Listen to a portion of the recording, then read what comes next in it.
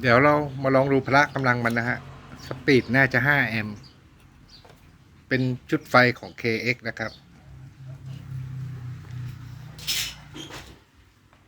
อันนี้ปีกประมาณเมตร 10 เซนนะครับ